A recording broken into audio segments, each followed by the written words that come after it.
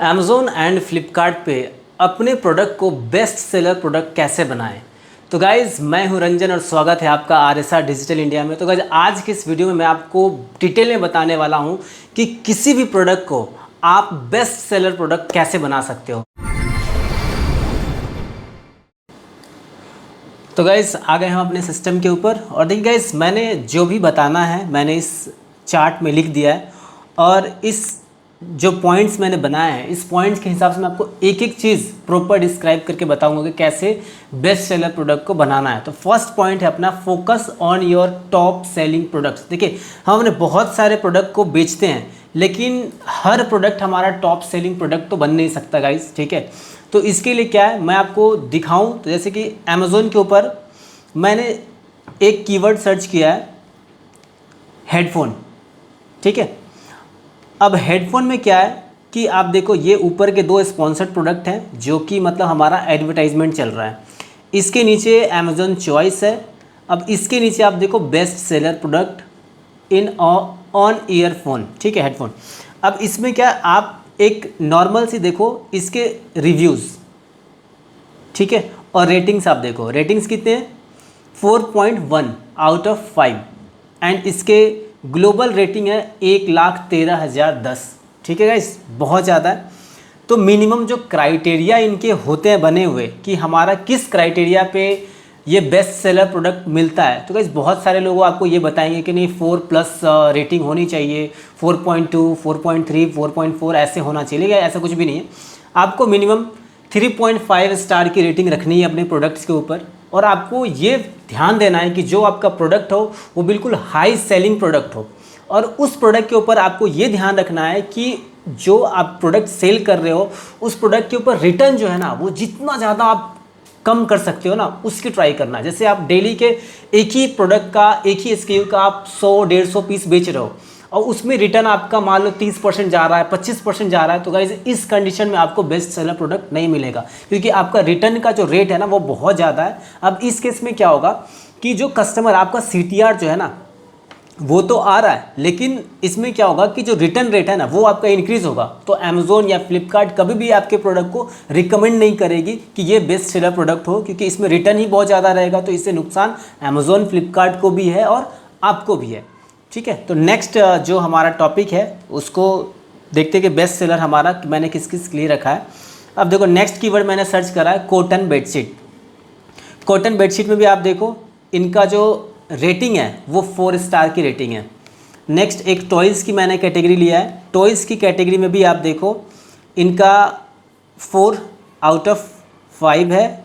Next best seller देखो 2.7, चूँकि इस कैटेगरी में ये इसका भी क्राइटेरिया मैं आपको बताऊंगा। अब फ्लिपकार्ट के ऊपर आते हैं। फ्लिपकार्ट पे टॉयज़ की कैटेगरी में देखो आप 3.9 है, मैंने आपको 3.5 प्लस बोला है, ये 3.9 पे चल रहा है।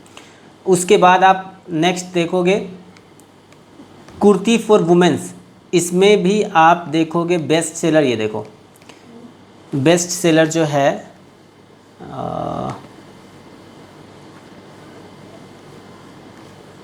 4 स्टार की रेटिंग पे चल रही है, ठीक है। उसके बाद एक और कुर्ती का ही है, ये भी 3.8 है।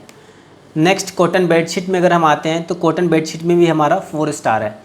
तो ये गाइज स्टार वाला जो कन्फ्यूज़न होता है कि हमें 3 स्टार रखना है, 4 स्टार रखना है, 5 स्टार, ये आई होप कि आपका ये क्लियर हो गया होगा। लेकिन सिर्फ स्टार जो है रेटिंग रिव्यूज़ ही मायने नहीं रखते हैं। इस रेटिंग रिव्यूज़ में भी एक पॉइंट है जो रिसेंटली रिव्यूज़ जो होते हैं ना वो बहुत मैटर करता है। अब रिसेंटली रिव्यूज़ को हम कैसे फाइंड करेंगे, ऐसे मान लो इस कॉटन बेडशीट के ऊपर हमारा 2400 रेटिंग डला हुआ है, ठीक है। अब इसमें से कैसे हम ढूंढें कि हमारा रिसेंटली रिव्यूज़ कौन सा है, तो वो हम चलिए देखते हैं। थोड़ा सा नीचे आते हैं, ऑल रेटिंग में आ गए। अब यहाँ से जो है ना मोस्ट हेल्पफुल से यहाँ मोस्ट रिसेंट देखेंगे।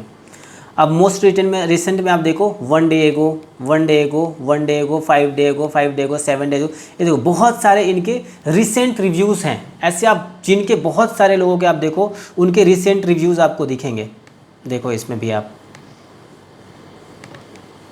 1 डे एगो, 2 डे एगो, 2 डे एगो, 3 डे एगो, 6 डे एगो, 7 डेज एगो, इस तरीके से आपको रिसेंट रिव्यूज़ पे आपको काम करना है। किसी के बहुत मान लो 2 लाख है, 1.5 लाख ऐसे रिव्यूज़ पड़े हुए हैं, लेकिन रिव्यूज़ सालों पुराना है, वो किसी काम का नहीं है।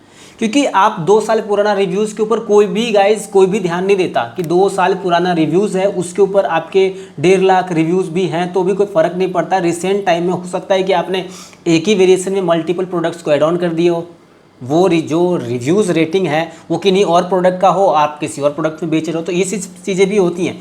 तो आपको ध्यान देना है रिसेंट प्रोडक्ट्स के ऊपर, जो रिसेंटली रिव्यूज़ होते हैं उसके ऊपर। नेक्स्ट गाइड्स, ये तीनों मैंने क्लियर कर दिया आपका। नेक्स्ट है आपका फास्ट डिलीवरी। देखो गाइज, फास्ट डिलीवरी के लिए आप क्या यूज़ कर सकते हैं। अगर आप अमेज़ोन के सेलर हैं तो अमेज़ोन में आप एक चीज़ ध्यान रखिए, अमेज़ोन कभी भी प्रायोरिटी जो देती है वो FBA को ही देती है, ठीक है। तो फर्स्ट प्रायोरिटी हो गई आपकी FBA। उसके बाद सेकेंड प्रायोरिटी जो आती है वो आपका होता है, जैसे अगर आपने सेलर फ्लैक्स वगैरह यूज़ कर रहे हैं तो सेलर फ्लैक्स होगा, और मल्टी चैनल वाला भी एक ऑप्शन है वो भी है। उसके बाद थर्ड प्रायोरिटी जो होता है ना गाइस, वो आपको मिलता है इजीशिप वाले को, ठीक है, जो सेलर के MFN के थ्रू होता है, मर्चेंट फुलफिलमेंट नेटवर्क के थ्रू होता है, वो आपका थर्ड प्रायोरिटी होता है। फोर्थ प्रायोरिटी में क्या आता है, जो आप सेल्फ शिप करते हो ना गाइस, वो आपका फोर्थ प्रायोरिटी में आता है। उसको कभी भी बहुत ज़्यादा विजिबिलिटी नहीं मिल सकती है। तो आप सबसे पहला कोशिश ये करो कि आप अपने प्रोडक्ट को, जो ऐसा मैं नहीं कहता कि आप अपने सारे प्रोडक्ट को FBA में भेज दो, लेकिन जो आपके बेस्ट सेलर प्रोडक्ट जिनको आप बनाना चाहते हो कि ये मेरा प्रोडक्ट जो है वो बेस्ट सेलर बने, तो उसके लिए जो आपको कोशिश करना है ना, वो कोशिश ये रहेगा कि आप उसको सबसे पहले FBA में भेजो। जरूरी नहीं बहुत सारा क्वांटिटी, आप कुछ कुछ क्वांटिटी भेजो।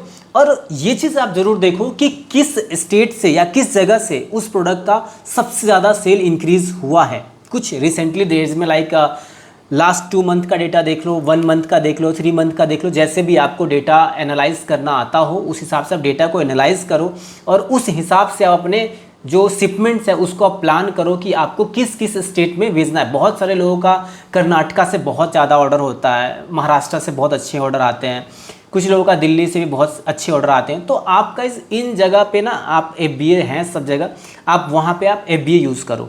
और दूसरा, जो FBA में आप नहीं भेज सकते प्रोडक्ट को, उनको आप कोशिश करो कि सेलर फ्लेक्स के थ्रू आप बेचो।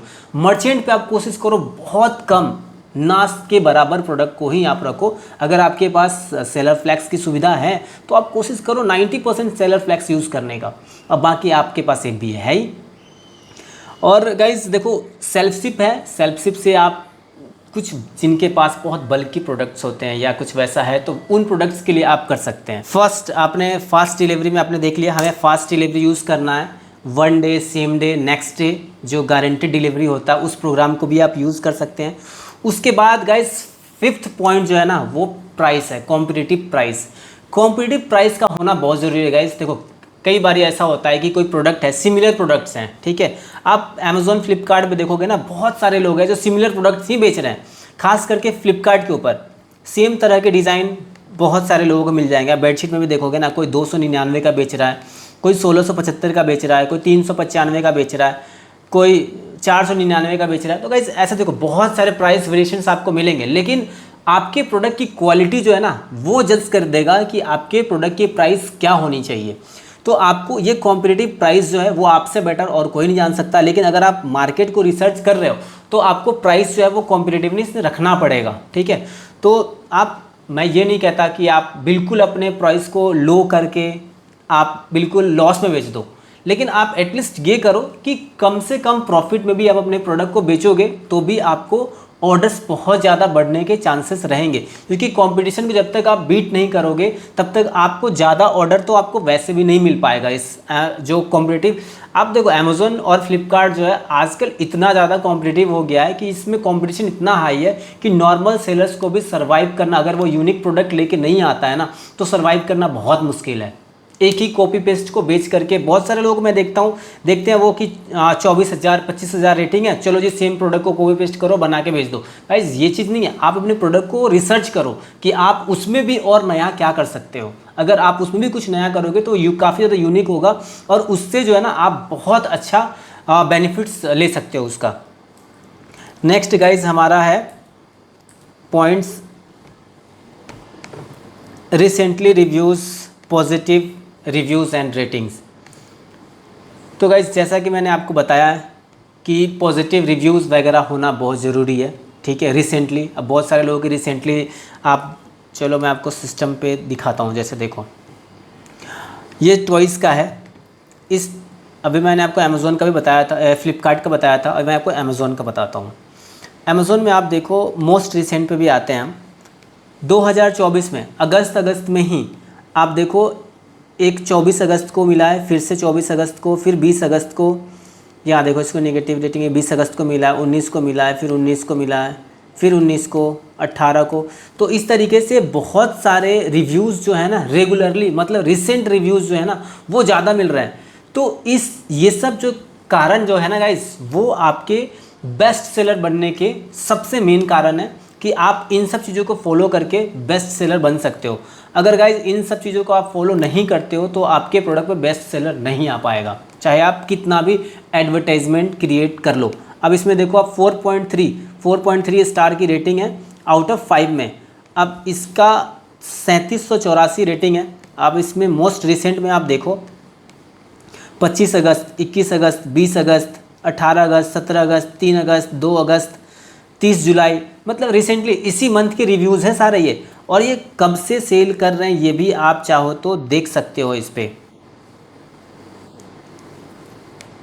14 अप्रैल 2021 का ये प्रोडक्ट लॉन्च हुआ है इस पे। अब तब से ये प्रोडक्ट जो है ये नंबर 1, मतलब साइंस टॉयज़ एंड किड्स में ये बेस्ट सेलर रैंक पे नंबर 1 पे है। तो गाइज इस तरीके से आप अपने प्रोडक्ट को बेस्ट सेलर बना सकते हो। और इसका सबसे बड़ा बेनिफिट्स क्या है, तो सबसे बड़ा बेनिफिट्स ये है कि बेस्ट सेलर बैच लगने के बाद आपका जो CTR है ना वो बहुत ज़्यादा इंक्रीज़ हो जाएगा गाइज। अगर आपके प्रोडक्ट पे 1000 भी क्लिक आते हैं ना तो आप सोचो कि CTR जब इंक्रीज़ होगा, अभी अगर मान लो आपको 2% CTR आते हैं तो उस समय अगर 10% हो जाए या 20% हो जाए तो गाइज कितना ज़्यादा बेनिफिट्स आपको हो सकता है। तो सबसे बड़ा बेनिफिट ये है। और आपकी जो सेल्स है वो गाइज 2 गुना, 3 गुना, 4 गुना तक इंक्रीज हो सकता है। तो गाइज इन सब टेक्निक्स को आप फॉलो करो और अपने प्रोडक्ट्स को भी आप बेस्ट सेलर बनाओ। तो गाइज धन्यवाद, जय हिंद।